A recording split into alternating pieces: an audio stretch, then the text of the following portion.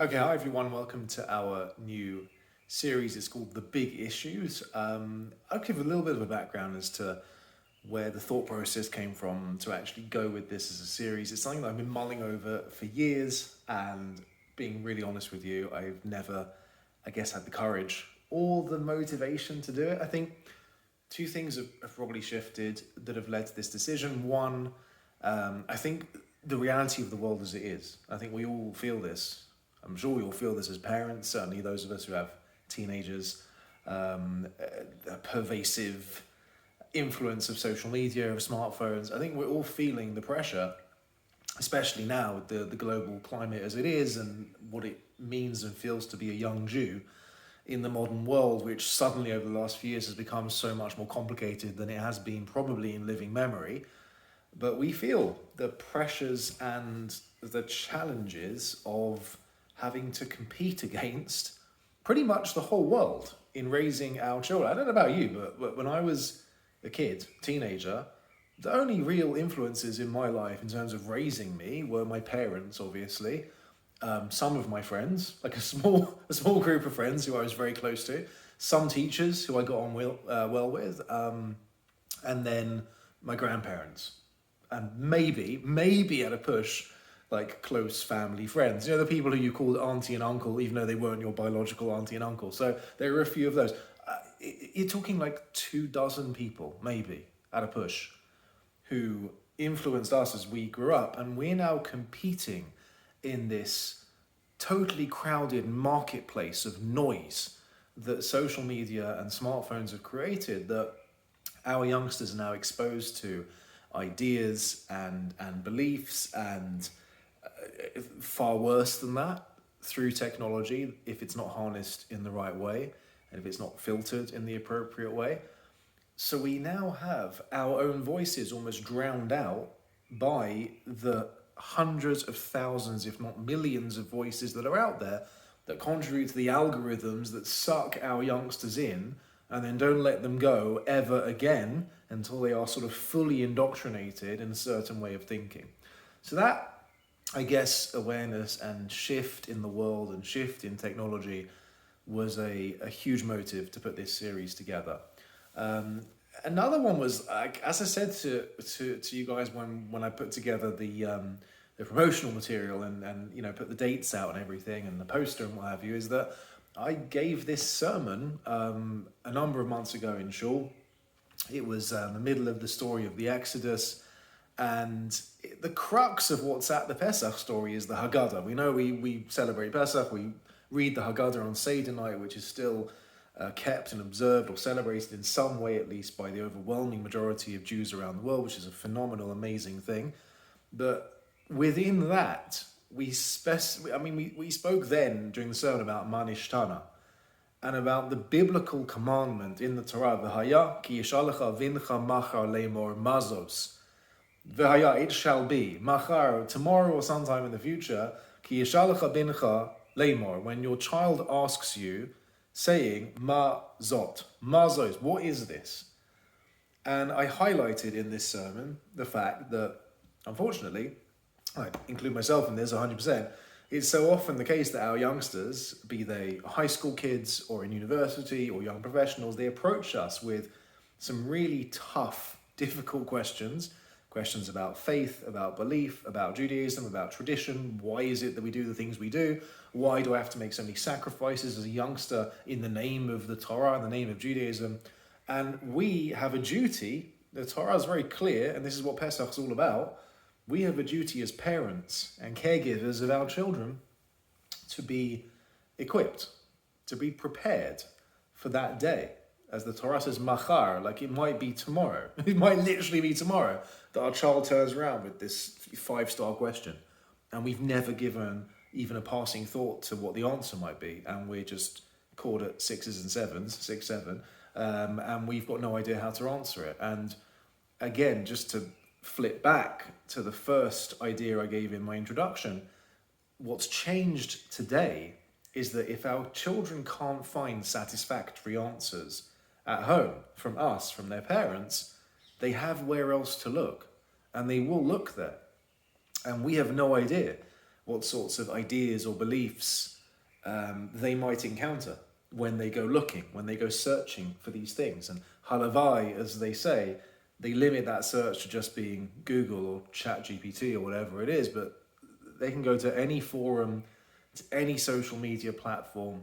They can go off on a deep dive into YouTube and watch dozens of videos that claim to answer their question from an authentic Jewish perspective, but actually do the exact opposite. So I guess the convergence, combination of those two factors is what motivated the decision to go ahead with this series. And together, it's going to be an open discussion.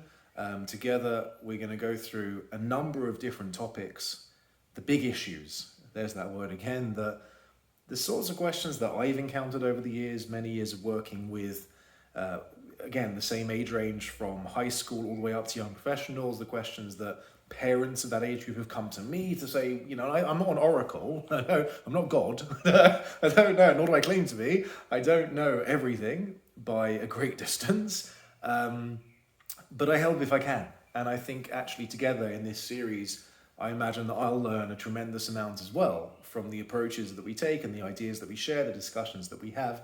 And I think together we can build a really strong and really healthy approach to these questions that when that day comes, it's not a matter of if anymore, it's a matter of when that day comes. We can sit down with our children, with our youngsters, even our grandchildren, and we can say, yeah, this is a fantastic question, here's my perspective on it. And when we do that, they don't go off then searching the World Wide Web for answers to those questions. And suddenly it becomes a dialogue, which is exactly what the Haggadah and the Pesach story is meant to be. It becomes a dialogue instead of being almost this top-down thou shalt, where we're telling our children, you have to do it because I said so. Yeah, or you have to do it because it's embarrassing if you don't. Or you have to do it because that's the way we've always done it, that's the way it's done.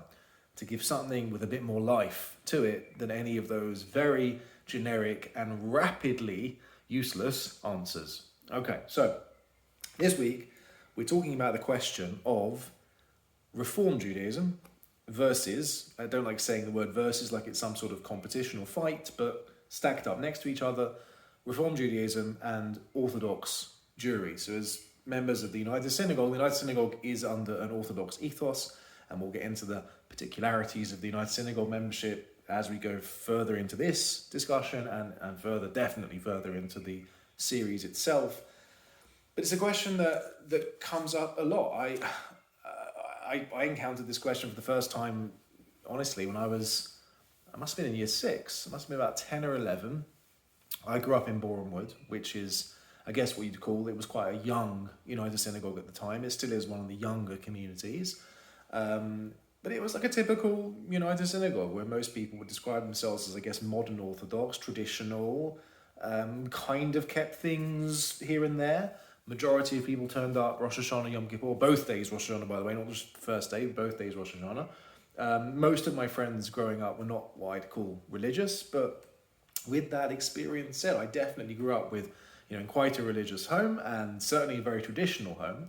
And I first, honestly, which is actually quite surprising that it took me this long to encounter the sort of reform movement, but I encountered the reform movement twice in quick succession in very, very different settings. So the first one was my mother was a teacher of children with learning difficulties, and she specialized as a teacher of the deaf.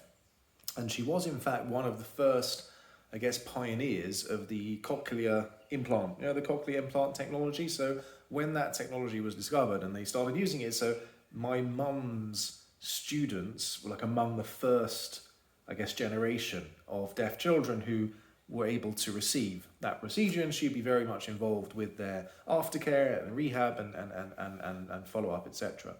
So in the context of that, she was invited to I don't remember what it was called, I think it was in Euston. It was like a world-leading centre for deaf children, and they were opening a new wing, which was going to be for the cochlear implant children, for their post-care and their rehab and what have you. So Mum was invited as like one of the staff members to come to this inauguration of this new wing. And I don't know why, because again, I was only like 11, I was 10. It couldn't have been older than 10 or 11. We schlepped all the way from Bournemouth to Euston. I think it was Euston. And I don't know exactly why. I think it was maybe the building was owned by Jews, or there'd been a donor who was Jewish, and whatever reason there was, part of this inauguration, this like wing opening ceremony thing, in addition to like smashing the champagne and cutting the ribbon and all the usual stuff, was they wanted a rabbi to be there to bless the opening of the new building and to fix a mezuzah on the door of the new wing, right? That's what they wanted. So there I am, and we're in our our Sunday best, our Shabbos best, and the rabbi steps forward. Now, at the time, I had no idea. The rabbi was, of course, a woman and had a talit on and a large kippah on her head, and recited the blessing in Hebrew and then in English, and then went and affixed the mezuzah on the doorpost and recited the blessing for that. And I looked over at my dad, and my dad is just like, he's just like, don't say anything, as he could see like me burning to ask what's going on. And yes, the car journey home from Euston to Bournemouth was both lengthy and awkward, in that my parents had to deal with, for the first time, me asking, how comes there's a female rabbi? And why is she wearing a talit and a kippah? I thought only men do that, because that's all I'd ever seen, even in a United Synagogue. That was encounter number one. Encounter number two was the same year I played for a Sunday League team, Elstree and Bournemouth, Ebor Eagles. We weren't a bad team. I played centre-back because I was slightly taller than average for a Jewish boy, which isn't particularly tall. So I was a centre-back, I was a defender. And there was a team based in Essex that we used to hate playing. They were a filthy team. They were more interested in kicking players than kicking the ball. And I hated playing against them because they had a striker who was really good. He was big, quick, strong on the ball, powerful shot. And I never knew how to deal with him as a defender. There was, however, a storm of controversy surrounding this striker whose name was Fabio. I don't remember his surname. He was Fabio. He was obviously some sort of Italian descent. And the controversial thing was that Fabio's father was Jewish and his mother was not. And every time we faced this team, one of my teammates' dads, who I say, and I'll say this bluntly, kept nothing. We're talking, this is someone who came to shul for 15 minutes a year on Yom Kippur. That's it. Kept nothing. But every time we'd play this team, Fabio's team, my friend's dad would storm on the pitch, usually brandishing an umbrella or something, and he'd start shouting, he's not Jewish, he should be disqualified, this is a Jewish league, it's a Maccabi league or an AJY league, whatever it was. Officially it was a Jewish league, and he'd come storming on the pitch saying, he can't play, you should be disqualified, they should have points deducted, we should have the match awarded to us, forfeited to them, and created a whole scene. And this happened every single time we played them. Used to play teams 4 times a year, so it got a bit ridiculous eventually, and I don't know whatever happened, but it eventually settled down. And again, I remember coming home from the match the first time that happened and thinking, well, it would be lovely if Fabio was disqualified because I can't defend against him. He always scores when I'm in defence. I can't deal with him. Too much of a handful. But again, the journey home, asking my dad, what is that all about? Like, I know Mr. Umbrella, I know he doesn't keep anything. I know he's a member of our shul, which is ostensibly an Orthodox shul. But it's not right that he stormed onto the pitch embarrassing Fabio in front of all the other kids and parents. And that probably just fired him up even more to score more goals, so it didn't help. But I said to my dad, what does that mean? Because Fabio obviously sees himself as Jewish because his dad's Jewish, but his mum's not. But he sees himself as Jewish, and who is he considered Jewish according to? To which the answer was, well, the Reform movement. To which my question was, well, why do we differ? Ma nishtana. What is the difference? And so those were sort of my first encounters with Reform Judaism that got me wondering, why are there differences? Where do those differences come from? And how do I understand them and process them as someone who comes from, let's say, an Orthodox ethos? Be that United Synagogue, be that further to the right, let's say, how do we understand that? And again, not if, but when. And I've written, if you see on the sheets, a couple of questions that I've had that have come to me. as a rabbi, from not necessarily from members here in Istanbul, but over the years, just examples of questions like, Mum, the only shul near me, someone who's moved, they can't afford to buy a home, which is very common now, can't afford to buy a home in like a very Jewish area. They've bought a flat somewhere further out, and they call you and say, Mum, the only shul near me is Reform. It's the only one that's anywhere close to me. Do you mind if I join? Do you mind if I become a member? They've reached out and asked me to take membership. Do you mind if I say yes? You have to think about that. Do I mind? And if I do, why do I mind? And if I do mind, what will I say to my child? Another question that's come up a few times is, two Jewish people meet, they fall in love, get engaged, gonna get married, and then one side of the relationship says, well, actually, we've been going to this Reform shul for many decades now. We're very, very close to the rabbi, who is a woman, and we are insisting that the chuppah, the wedding ceremony, takes place under the auspices of our Reform shul, of which we have been members for decades. We hope that's not a problem. Yeah? We're laughing about it, but it comes up the whole time.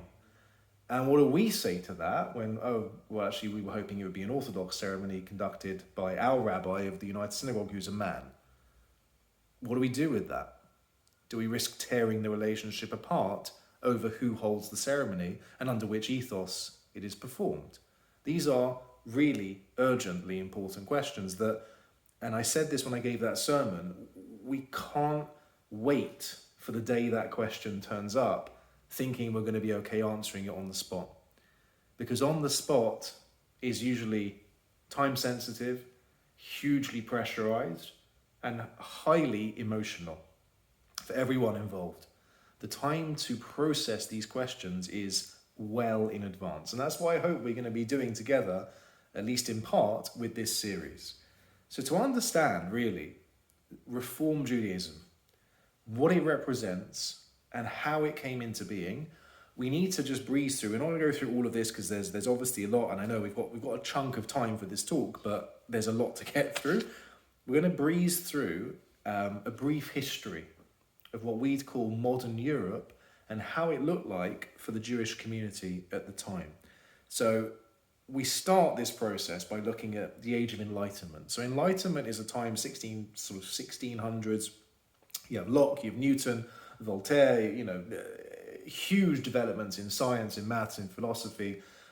The religious pillars of Europe are being shaken, and suddenly it's not so obvious that church and state go hand in hand. Suddenly there's an idea that you could actually have a secular state that isn't beholden to the church. So these sorts of ideas are starting to cause a storm across Europe, as one by one, the various nations of Europe start turning towards what we now recognize as liberal democracies. And in a liberal democracy, effectively, you can do what you want as long as you're not hurting anyone else. There's freedom and equality, hopefully, for anyone to do what they want. So no one's really bound and tied in the old, rigid religious ways of thinking of things anymore. So that's step number one. Step two, just to introduce a very important figure, is Moses Mendelssohn. So Moses Mendelssohn is seen as the spiritual, if he's not the sort of literal, but the spiritual forefather of the Reform movement. And his story begins, and I refer you to, there's a wonderful book. It's actually a really hauntingly beautiful book. It's very painful to read it, but so crucial to understand the passage of history for the Jews of Central and Western Europe. It's called The Pity of It All by Amos Elon. And it begins with Moses Mendelssohn entering Berlin. I think it's in 1743, and it ends with Hannah Arendt, the German-Israeli journalist who famously covered the Eichmann trial. It ends with Hannah Arendt leaving Berlin in 1938 on one of the last trains out to safety and survival. So it's brutal. That line, I've given it away. I should have said spoiler alert. I've given it away, but that last chapter of Hannah Arendt leaving is it's because you know what's about to happen to German Jewry and indeed to wider European Jewry. So the story of Moses Mendelssohn begins, and it's important to share this story because it sets the context of what the Reform movement was addressing. What was it answering? What problem was it trying to solve? And that is in 1743, so 100 years after the beginning of the Age of Enlightenment. And that's really important because a lot of time has passed since, as I said, the advent of all these brilliant philosophers and political thinkers who started saying, well, actually, we should really treat everyone equally and we believe in egalitarianism, right? So 100 years after that has swept across Europe, or at least started to sweep across Europe. Moses Mendelssohn, as a 14-year-old, emaciated, malnourished, poverty-stricken child, walks from Dessau in Germany to Berlin. Now, to put that into perspective for you, that is a 28 or 29-hour walk. And if you're 14 and malnourished, it's probably going to be closer to 40. But he walks the whole way there because he is penniless. And he's gone to Berlin to seek his fortune, as many good stories begin. But when he gets to Berlin, he gets to the Rosenthaler Tor, the Rosenthal Gate, and he notices that there's actually a side gate, and this side gate is reserved for ox, pigs, and Jews. Okay? Jews are not allowed to walk in the main gate with regular, ordinary German citizens. We have to walk through the side gate with livestock and pay a toll. It was like a toll booth that everyone, when you enter the city, just like now, when you cross Dartford, you have to pay a toll. So everyone had to pay a toll to enter the city of Berlin, even though it was called the Free City, but it wasn't free. It wasn't free. Everyone had to pay a toll, and he was flabbergasted that he'd come to this free, enlightened, civilized city, and he was seen by the authorities as if he was an ox or a swine. And he had to pay the toll as if he was livestock. And this shocked him to the core. And he began to realize a thought process that developed from then for the next 100 years, that as country after country was emancipated, and as democracy started becoming stronger across Europe, and particularly with the French Revolution, and Napoleon famously tore down the ghetto walls wherever he conquered, and there was a Jewish population, he would tear down the ghetto walls and declare, the fraternity, egalitarianism, and liberty, liberté, fraternité, égalitaire. Now I can't speak French, I'm terrible with it, but he declared that upon the Jews, and one by one the countries of Europe, and the United States of America is the same, say the Jews are formally emancipated. The problem was that as we tick into the 19th century, which is when 1815 Napoleon is defeated, what starts happening is a massive regression across Europe. So this is, I'll just give you two examples of this. The Congress of Vienna, which is where the peace treaty is made, that like post-Napoleon, what's Europe going to look like now Napoleon's been finally defeated? How are we going to carve up Europe between the powers that were victorious? So what's weird about the Congress of Vienna in 1815 is there was a special charter discussed, which is, what do we do about the Jews? This was discussed. It was an item on the agenda. What are we going to do about the Jews? Because we've just spent the last 100 years telling most of them that they're free, and telling most of them that they are equal citizens and they have the same rights as the rest of us. But now that we've beaten Napoleon and pushed back the French Revolution that came with all these alien ideas, what are we going to do with the Jews? Whatever shall we do? And the Congress of Vienna played it politically very cleverly. And it reminds me almost of Ahasuerus in the Purim story, who doesn't cancel the edict, does he? He doesn't say, oh, actually, no, you're not allowed to attack the Jewish people, but he also doesn't stop the Jews from defending themselves.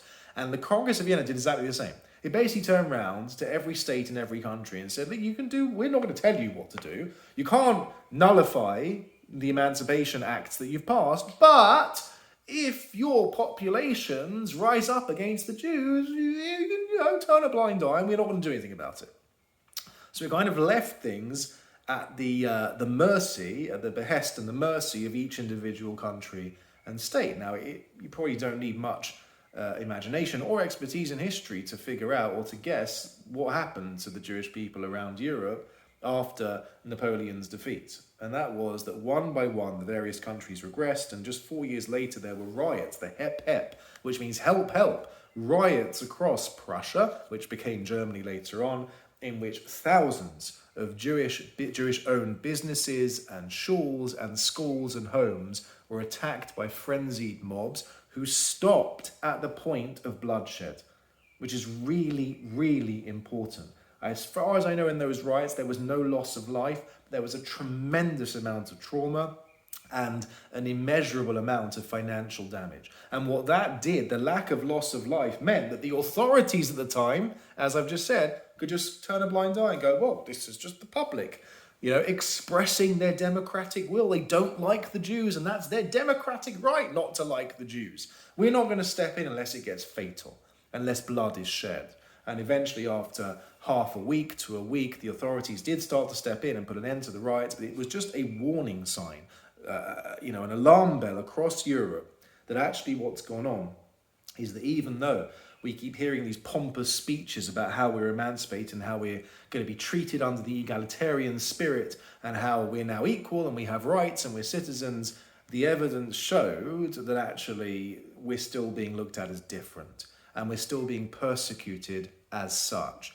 So Mendelssohn and those who followed him were responding to the following urgent question, which is, why is it that even in enlightened, educated, secular Europe that is leaving behind the shackles of the church and being dictated to by the Pope or by the bishops or by the priests, how is it possible that we are still being left behind?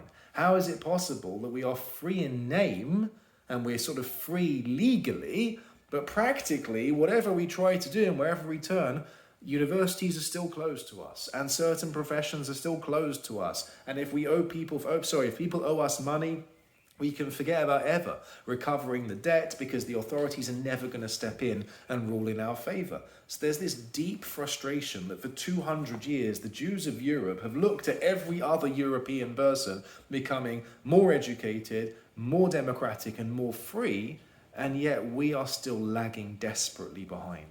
And that is an urgent question. Again, we have to look at it with some sympathy. You can only imagine the frustration after hundreds of years of relentless persecution in various places across Europe. And then you finally catch this sort of whiff of freedom and democracy and human rights. And you think, we've made it. And then those hopes are crushed. And all you see over 200 years is we're stuck. We're not moving anywhere. So with that sympathy, we turn to the various solutions that were proposed to the Jewish problem. How do we solve the problem of the Jews? And the first solution that we're going to explore together is the Reform movement. Now, the Reform movement was an answer to that question. How do we ensure that Jewish people are able to keep up with changing society that's changing all around us? How do we make sure that change applies to us as well? In ideology, I think a useful analogy to think about this is there was a certain strand, and certainly among the radical reformers like Samuel Holdheim, for example, there was a certain strand, and we're going to examine this a bit better later on, of what we now would recognize as victim blaming, which means turning the blame onto the one who's suffering and saying, if only you weren't like this, this, and this, you wouldn't be suffering. I mention this because we see this the whole time, sadly, today. We've had this now for months in this country. The horrendous attacks that we've witnessed in our own community. The stabbings in Golders Green, where you see this dialogue, you see this discourse, as it were, especially on social media, of millions of people out there going, well, if Israel wasn't doing what it's doing, then they wouldn't have been stabbed, which is just like, it's so perverted when you look at that and saying, oh, so it's their fault they were stabbed. They brought it upon themselves. That's victim blaming. To an extent, the Reform movement fell for this. Why it fell for this, we don't have time to explore. Part of it was because it was so enamored by the high culture and enlightenment of the non-Jewish society around it. We don't really have time to explore it completely. But essentially, if you imagine the following analogy, the analogy would be that, again, Jews across Europe are looking as the door of equality and egalitarianism is opened, right? And everyone's being invited through. Yeah, everyone invited, everyone's in, you're all citizens, you're all equal, right? Everyone's being sort of shown through this new door that's opened through the Enlightenment, but we're not walking through. We're not invited. The door's closed to us. The Reform movement, especially the radical reformists, looked at the door, looked at themselves and at Judaism and at Jews, and said, well, the reason that we're not as it were. We can't go through the doors. We're carrying too much baggage, too much luggage, right? I mean, I know Jews we don't travel light anyway, do we? We don't travel light. We're not known for it. That's the sort of joke of why we spent 40 years traveling through the Sinai Desert. Yeah, we had to stop at every service station and we had to buy souvenirs. We don't travel light, yeah? So the early reformists, the radical reformists said, well, it would be much easier to walk through society's door if we just shed some of the bags that we're carrying. So we need to be less Jewish because we're carrying too much Judaism with us. Too much. We can't fit through the door frame that society has opened. If we shed some of our luggage, like a ship that's sinking has to shed some cargo to stay afloat. If we get rid of a bunch of cargo that we've accumulated over the last 2,000 years, we can probably get through the door. Okay? So there's an element there of victim blaming, which is saying that the reason why Jews are not accepted by society is because they're too Jewish, which is completely circular, because that then becomes impossible to solve without breaking the principle of egalitarianism, which is society can find room for all of you and will be tolerant of everyone as long as you're not harming each other. Yeah? So it's a total hypocrisy, a total contradiction of the very values that the Enlightenment was meant to stand for, but that was the general consensus initially. And again, there were radical reformists, we're going to look at others later on, but what you'll notice in the very early reform movement is that major changes were made to make Judaism look and sound much more like the Protestant church, much more like the sorts of churches that wider German society would have still been going to. Now, I've noted some examples. I'm not going to go through all of this, but there's some examples on the sheets, and that is that the Siddur, the prayers, the Tefillot, they are changed from Hebrew to German. They removed all references of returning to Jerusalem and rebuilding the temple, and they said, well, no, we don't want to do that because we want to integrate into society here. We admire German society. We want to integrate into this. We don't want to go back to Zion, to Jerusalem, and rebuild the temple. We want to actually rather be fully integrated citizens here. That's our main goal. So all those references were removed from the Siddur. Famously or infamously, organs were brought in to play during the services. Initially, so as not to cause too much offence, they were actually played by non-Jews. So even the Reform movement recognised that to have a Jew playing an organ in a shul on Shabbos, that's a bit far. So initially, non-Jews were hired to play those organs. You'll notice, and we have this here at Stanmore, and no, it's not the correct thing to do, but we have it. The bimah, where you would lane from, the bimah is moved to the front, which is where in a church the altar would be at the front of the church. And there are various other ways in terms of clothing. I mean, a number of you have got bar mitzvahs coming up. Please don't buy those like scarf tullets, please. It's not halachically kosher, as it were, as a tallit, and it's modelled after the stole, which is those scarves you'll see priests wearing when they give mass and when they give sermons and things, okay? So this change was made by the Reform movement. The early Reform rabbis wore cassocks, not to be confused with Cossacks, which is an angry person with a sword riding a horse. A cassock, so that sort of priestly frock. The early Reform rabbis would wear this as well, and essentially stripped away, the early Reform, the radical Reformers, stripped away all political or societal influence from Judaism. So things like marriage and divorce and conversion were completely stripped away from any sort of recognisably Jewish authority. And essentially it became the case that whatever is permitted to do, whatever is legal in German society should be legal. You can't punish a Jewish person for doing something that is in the secular courts legal. I'll give you a great example of this: kosher, right? Keeping kosher. You can't ostracize a Jewish person for like publicly flouting kosher if any German doesn't have to keep kosher anyway. It's a free society. So these sorts of influences rapidly overtook enormous numbers of German Jews. There were disagreements. Abraham Geiger, for example, who was probably the founding father of the Reform movement, he disagreed with Holtheim in a number of places, but particularly he was quite bothered by how enamored and how impressed Holtheim seemed to be, and how he wanted us to just basically be able to one day mimic German society. And Geiger was of the opinion, like, well, one second, this is the same society that keeps persecuting us, so why are we so enamored by it? Why do we want to mimic it and become like it? Let's take the changes a little bit, let's slow it down a bit, take your foot off the gas a little bit. But what they shared in common was a common belief, and we're going to come back to this, that the reason this is all able to happen, the reason we're able to make these sweeping changes, another example I forgot to mention is mixed seating. Mixed seating in shul, just like in church, is totally fine. So the church the shul, should resemble and sound like a church as much as possible, because the purpose of the Reform movement is to ease the passage of Jews through that door.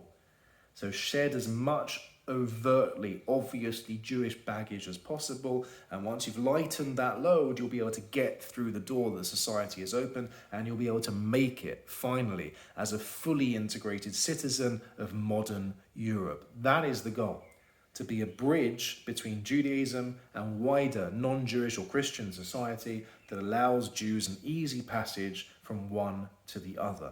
That's the overt goal. And that is accomplished because it's built on a belief or a lack of belief in the divinity of the Torah. So it's built on a belief that the Torah was not given by God.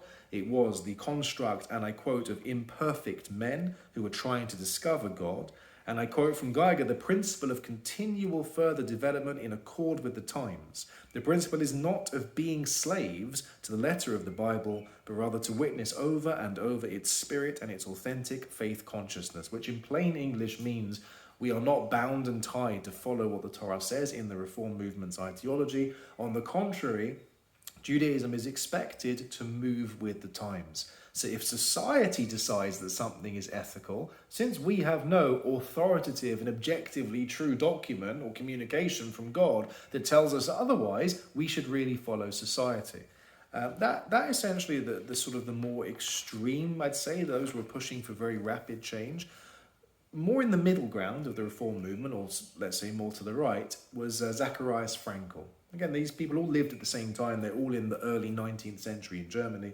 And Frankl is recognized as the sort of founding father of the conservative movement. So conservative movement is an interesting one. We don't really have it in this country as they do in, for example, Israel or the United States. We do have Masorti, which is probably the closest equivalent we have here to what you will have heard of as the conservative movement.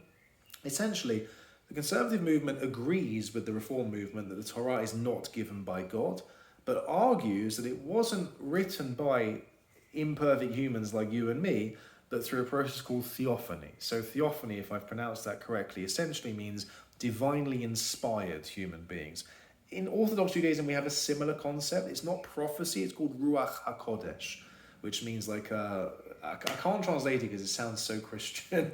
The literal translation is a Holy Spirit, right? So which is why no one translates Ruach HaKodesh anymore, because it's impossible to avoid what it sounds like. But Ruach HaKodesh we can translate as some sort of divine. It's not prophecy. It's not like God saying clearly, thou shalt do this, thou shalt not do that, or God dictating the Torah to Moses. It's a process of being divinely inspired, like you'd look at a piece of art or a piece of poetry and say, the creator of that, the author of that was absolutely inspired, unsurpassable, you're never going to beat that, it's incredible.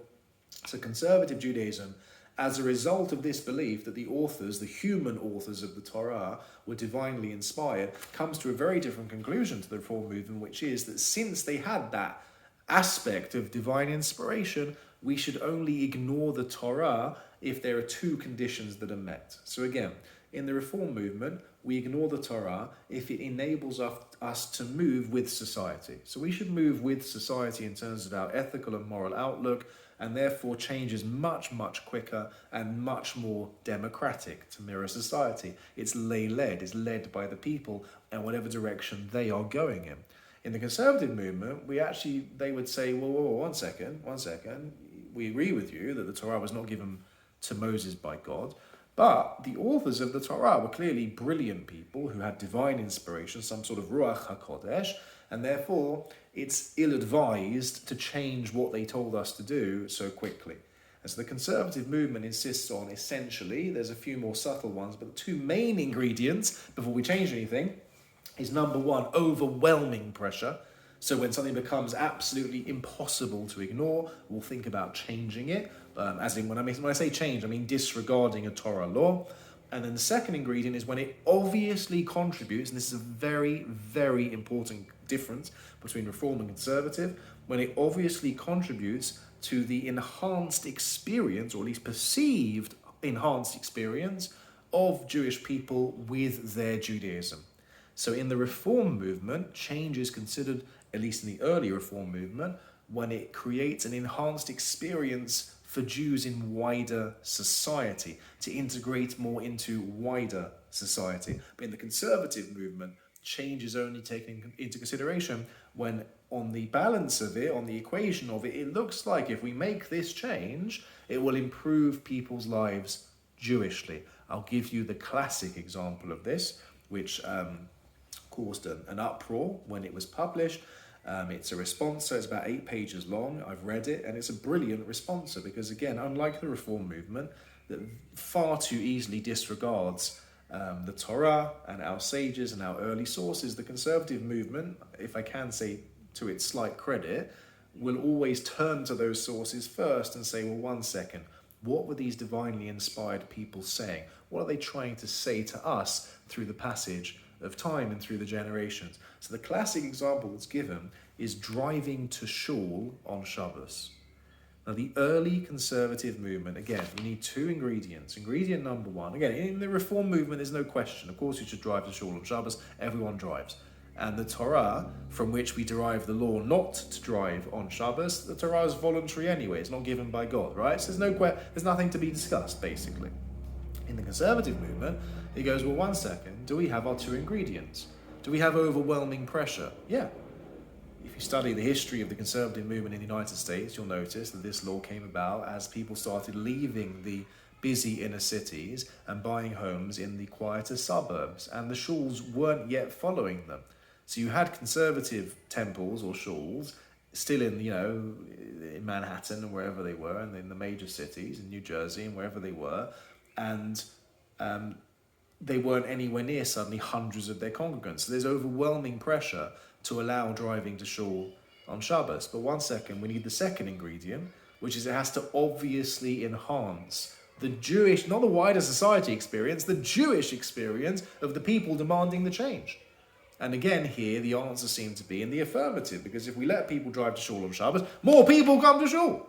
And they'll join in the prayer services, the davening, and they'll hear the laning, they'll hear the Torah reading, and they'll hear the sermon, and they'll come together as a community. So there's all sorts of obvious gains that are made to people's lived Jewish experience if we let them drive to shul. What people don't know is the original responser from the Conservative movement forbade those same people from driving home again. Yeah? Because if you drive home again, if you're driving to shul, okay, you're going for an enhanced trip. What are you going to do when you go home? Watch TV? Play in the garden? Sunbathe? What are you going to do that's going to be overtly and exclusively Jewish? Nothing. So the original plan, it collapsed within years for obvious reasons. The original plan was that Conservative members would drive to shul on Shabbos morning, they would have the services, they'd have the Torah reading, they'd have the sermon, and then the whole community would stay together for a community lunch, and then they put on a whole program of activities throughout the afternoon until the evening, until Shabbos went out, and then everyone would drive home. That was the plan. As you can imagine, it didn't last very long, because most people, especially once you get to this time of year, where in the summer, when Shabbos goes out like 3 days after it comes, it goes out like 11. I mean, in America, it's not as crazy as it is in the United Kingdom. But what started happening was that Shabbos afternoon in the summer was dragging out for people, and they thought, well, I've got my car keys here, my car's right there in the car park, so I can just get, no one's going to stop me, no one's going to arrest me, so I can just get in my car and drive home. So the plan collapsed. But I hope that makes clear a difference in outlook between the Reform movement and the Conservative movement. Essentially, what they both share in common is a similar disposition towards the principle of change. The idea that we are interested in changing and we are open to changing as long as it ticks certain boxes. In the Reform movement, the change must be driven by a desire to be ethical beings, which itself again is led by what wider society is signalling and signposting. And secondly, it's to help us integrate into wider society. And in the Conservative movement, the change needs to be driven by overwhelming pressure, not just basic murmurings in society, but overwhelming pressure, and secondly, by what's clearly a net gain or looks like a net gain in people's lived Jewish experiences. So those are two responses to this question.